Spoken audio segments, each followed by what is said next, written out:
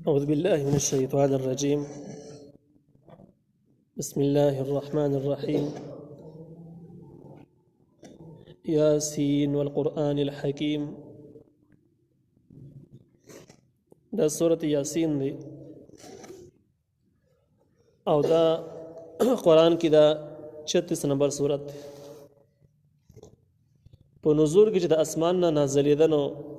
په نزول کې 41 نمبر سورت دی. د سورۃ الجن وروسته نازل شوی دی. د دې سورت مخکنی سورت سره مناسبت دا دی چې مخکې د رد د شفاعت قهریه وشو په دلایل عقلیه سره عقلي دلایل سره ثابت شوله چې هیڅوک هم په الله تعالی باندې خپل خبره په زور باندې منلی نشي. اوس دغه عنوان د ثابت زیات وضاحت لپاره به په دې صورت کې یو واقعه ذکر شي. هغه واقعه به یو ثبوت شي په دې باندې چې څوک داسې عقیدو قایل یعنې په الله تعالی باندې په زور خبره منلی کېږي، داسې قسمه خلک په دنیا باندې هم الله تعالی ډېر هلاک کړي دي او د هغې یو نمونه به ذکر شي. یعنې د شفاعت قهریه قایلینو دپاره به دنیوي یره ذکر شي. د دې صورت مرکزي عنوان چې کوم دی هغه د نبی کریم صلی الله علیه وسلم پیغمبري ثابتول دي. صدق د رسول د نبی علیه السلام رسالت ثابتول دي چې نبی علیه السلام پیغمبر دی. دا د دې صورت سورۃ یاسین مرکزي عنوان دی. د دې صورت ډېر زیات فضایل دي. ځینو روایاتو کې دې ته قلب القرآن ویلی شوی دی، د قرآن زړه ورته ویلی شوی دی. او تفسیر روح المانی لیکلی دی چې دا صورت چې څوک د استغفار په نیت باندې په دې نه چې الله مې وبخي، په دې نه د څوک تلاوت کړي نو امید دی چې الله یې وبخي.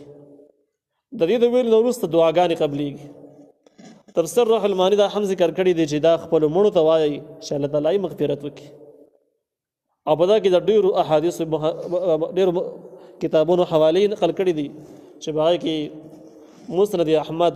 او دغه شان نور لوی کتابونه نقل دي چې دغه ټولو نه دا معلومیږي چې د دې تلاوت کول یو لوی اجر لري. اولنی آیت چې کوم د دې دی نو یاسین په نوم باندې دی. یاسین چې کوم دی نو په دې کې د علماو لږ غونډه کې تحقیق شته دی چې د دې څه مطلب دی. مشهور قول پکې دا ده چې دا حروف مقطعات دي، لکه څنګه چې مخکې نورو صورتونو کې ذکر شوي دي، حامیم داسې نور ذکر شوي دي، الف لام را دي، الف لام میم داسې نور. نو دغه شان مقطعات وایي دا هم دي. یعنې د دې معنا چاته معلومه نه ده، بس د نبي علیه السلام او د الله تعالی منځ کې به یو راز وي. څوک وایي دا د دې دپاره ذکر کېږي چې دا مسله ثابتول چې دا قرآن معجزه ده، دا عام کتاب نه دی. ځکه چې یو امي سړی چې هغه حروف نه پېژني نو هغه مز کې به حروف باندې تلفظ هم نشي کولی. امي سړی ته تپوس وکړي ته تعلیم شته نو هغه به ما الف بې نه دي ویلي، الف نه یې پورې نه پوهېږم، هېڅ ته نه خبر، داسې ټک ټوک کولی شي، اول سره اخر سره یې ویلی شي، خو مز کې حروف نشي ویلی، په هغې تلفظ نشي کولی. او دوی کې خو یا د کوم ځای نه راغسته شوي دی، سین د کوم ځای نه دی، نو معلومېږي دا معجزه ده، دا عام سړي کار نه دی. یو قول پکې دا دی. د امام مالک رحمه الله قول دا دی چې دا یاسین د الله تعالی په نومونو کې نوم دی. او د امام مالک رحمه الله رای دا هم ده چې دا نوم چاله ښودل د امام مالک په نظم باندې جایز نه دي، ځکه د الله تعالی نوم دی نو ټیک نه ده. د عبدالله ابن عباس رضی الله عنهما قول پکې دا دی چې یاسین دا د حبشي ژبې لفظ دی او په حبشي کې د دې معنی ده چې یاسین ای انسانه. او دلته کې د انسان نه مراد نبی علیه السلام دی، نبی علیه السلام ته خطاب دی. دا د یاسین د لفظ وضاحت چې یاسین څه ته وایي. والقرآن الحکیم قسم دی په قرآن باندې چې حکمت والا دی. واو چې کوم دی والقرآن کې اولنی واو د قسم د پاره په عربي کې استعمالیږي. نو قسم دی د قرآن باندې چې د حکمت والا کتاب دی. انک لمن المرسلین چې یقینا ته د پیغمبرانو نه یې. د قسم جواب دا دی چې د پیغمبرانو نه یې ته پیغمبري، نبی علیه السلام ته الله وایي ته پیغمبري، په دې قرآن باندې قسم چې ته پیغمبري. د نبی علیه السلام رسالت ثابت شي علی صراط مستقیم په لاره سمه باندې. یعنې ته چې کومه لاره باندې ته کوم عمل دی، کوم عقیده را، کوم دعوت دی، دا بیخي صحیح دی، بالکل حق دی. او په سمه لار باندې به دغه لار چې ته روان شي، به دغه لار ته سره خلک روانېږي، صرف الله ته رسېږي، جنت ته به رسېږي، بل ځای ته نه ځي، ضایع کېږي نه. تنزيل العزيز الرحيم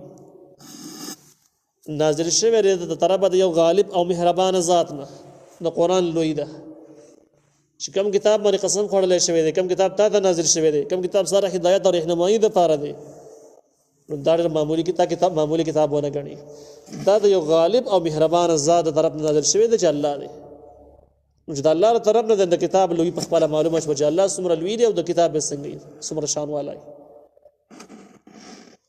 لتنذر قوما ما انذر آباؤهم فهم غافلون دې دپاره چې ته ویرې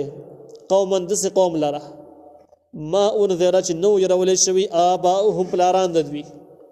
فهم غافلون دوی ناخبره دي مکمل غافل دي دوی خبر دي پلاران خبر نو مکمل جهالت دي لتنذر قوما کې یو د قرآن هغه مقصد ته اشاره ده چې د قرآن مقصدونو کې یو مقصد دا دی چې کوم خلک د دین نه خبره دی نو هغه خلک خبر شي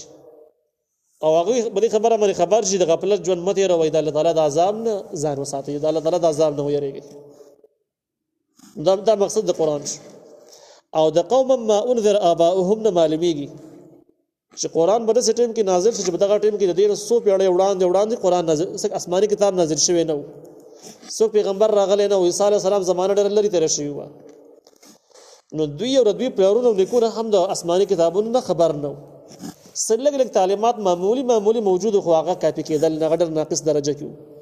نور تعلیمات ختم شي و زبردست د جهالت زمانه وه چې څومره جهالت زوروري او ډېري دومره آسماني هدایت او رهنمایي ته په هغه مقدار باندې ضرورت ډېري چې څومره توره تیارې دومره پکې رڼا ته ضرورت ډېري او چې څومره تیاره کمه دومره رڼا ته ضرورت لږ کم پېښېږي نو اوس دا جهالت توره تیاره وه نو دې ټیم کې د پیغمبر راتللو ته انتهایي ضرورت او قرآن او نبي علیه السلام په یو ښایسته موقع باندې په دغه ضرورت په موقع کې راورسېد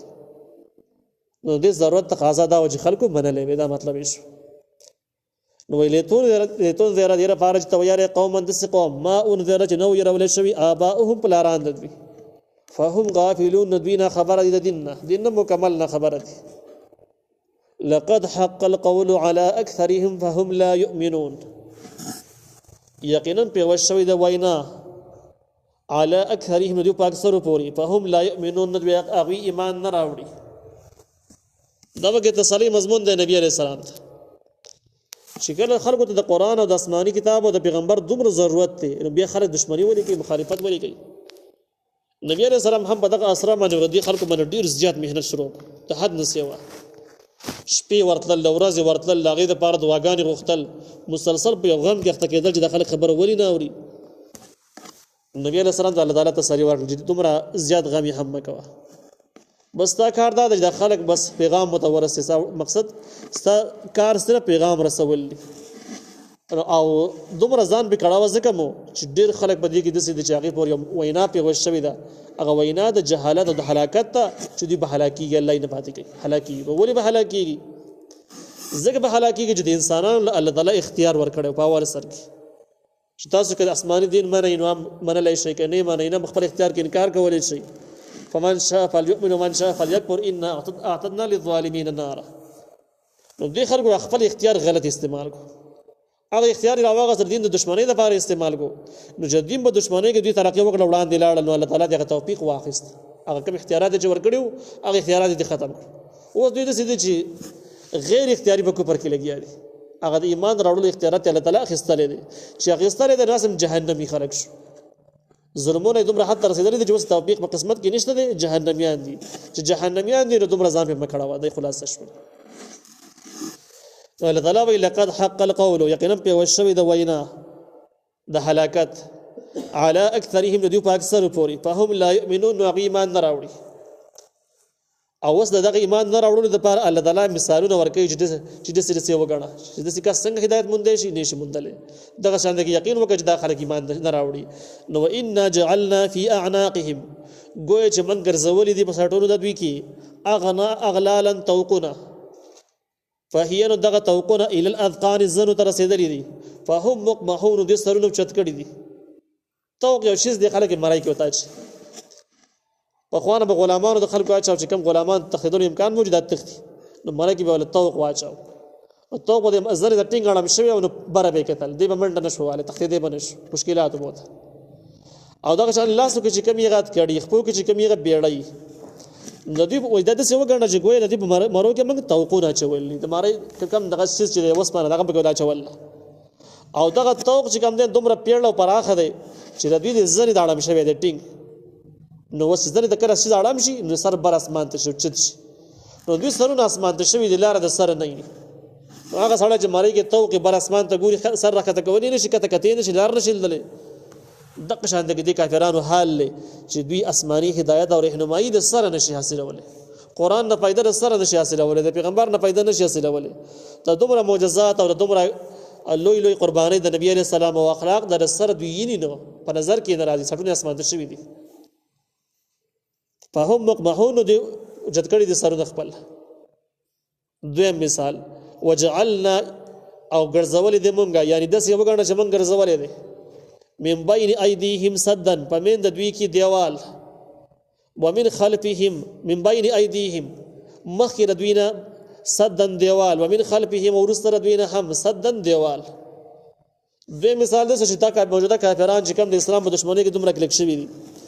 دا د څه وګڼه چې یوځای کې دوی مونږه سار کړی دي مخکم دیوال له ورستم دیوال له منځ کې دی راګر شوی دي بن شوی دي اوس د وړاندې تل چې ورسته تیش نه مخکې صحیح نه شاته صحیح نه سم نه دغه سي حال دي کافرانو وګڼه چې دا کافرانو موږ د سره ګر کړی دي اوس دغه دومره معجزات ساده دومره مهنتونه ساده دومره اخلاص او صداقت هغه در سره په نظر ناراضي غنئ او ایمان نه راوړي فاغشيناهم نم پټکل دوی لره د هدایت نه په هم لا يبصرون دوی سمنئ نو چې کله دای مثالونه شو د حقیقت شو د کافرانو نو بیا وی خلاصې داسې وګڼه وسواء عليهم برابر د دوی په دوی باندې انذرتهم کته یری ام لم تنذرهم یینیره کته ورزه نصیحتونه وته کې د الله تعالی د عذابونه یری یا بخوای هم نه ورزه سره بده یری نه په دوانه صورتونو کې لا یؤمنون د ایمان نه راوړي ایمان د سره نه راوړي یعنی بده باندې مزید مهنت کول ضایع دي پیدا نه کی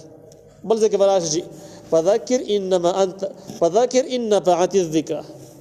نصیحت ورته کوو کله چې نصیحت پیدا کول نو الله چې ته پوهیږي چې خلک مخ اړه نصیحت پیدا نه کوي بس په ځای باندې پرې دا بیا ته نصیحت هم مکوه نو کته دې دی رې د الله تعالی د عذابونو یې نه رې په دوانه صورتونو کې لا یؤمنون دی ایمان نه راوړي نو تسریش چې دې خلک پکښتا باغې باندې نظر مخوره البته نور قسم خلک شته چې هغه باندې نصیحت پیدا کوي اثر لري هغه خلک الله تعالی په دومره په قهر کې اختشوي لانه دي نو هغه ته نصیحت کوي دا غي باس ور سره روان